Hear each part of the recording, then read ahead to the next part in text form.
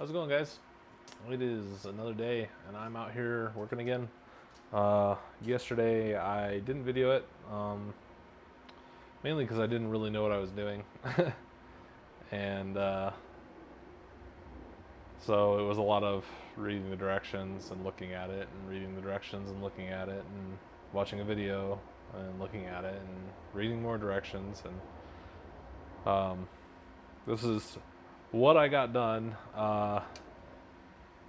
So I started on the butt rib, and I'm going to leave it in its current state until I get the wing covered.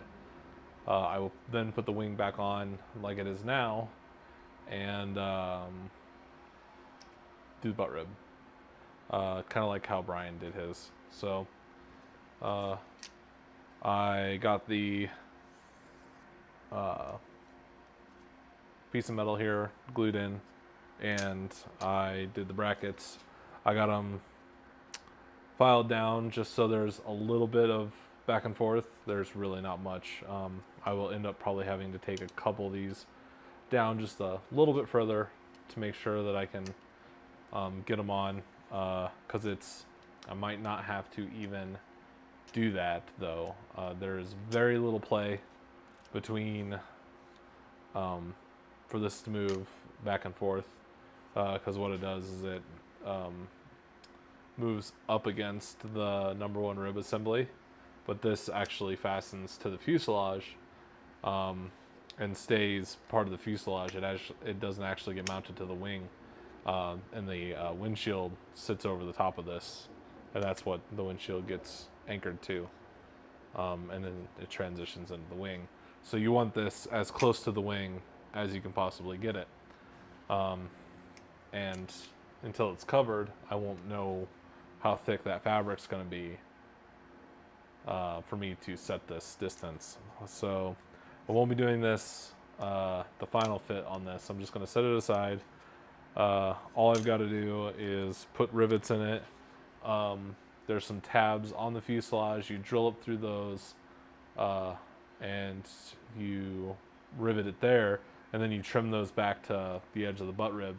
And really, I don't need to do that until, like I said, until it's covered, and that's when I'll rivet that. I'll rivet all this together, get this set in its final position, and then from there I will cut those tabs and finish this.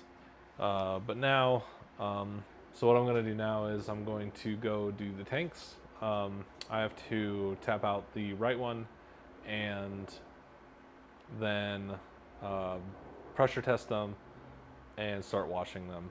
I think I'm going to do one rinse today and then let it dry overnight, and then do 2 to 3 rinses tomorrow, just depending on how that goes. And then hopefully I can get it all fit in the left tank set and drying overnight into Saturday. And Saturday we'll have to see where we go from there. Unfortunately, I went to do my jury struts and my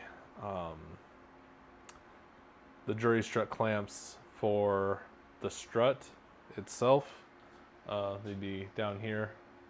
They were too small, so I sent an email to Brandon, and I'm just waiting to hear back on maybe they're big enough and I'm just not putting enough pressure, or if I need new ones.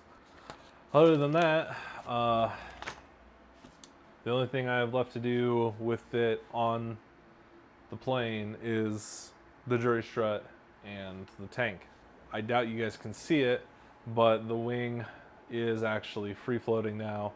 I went and got some sand at, $5 a bag. And if any of you are looking to do this in a smaller space like this, it only takes 150 pounds on the opposite side to keep the wing balanced. We'll see if that changes when I put the tank in. It shouldn't. The tanks aren't that heavy, and they're pretty close to the fuselage as is. But just where I have everything right now, the tail was getting pretty light, so I actually do have one bag of sand over on the tail, holding the tail down, and like I said, 3 bags holding it level. So 150 pounds on the passenger side.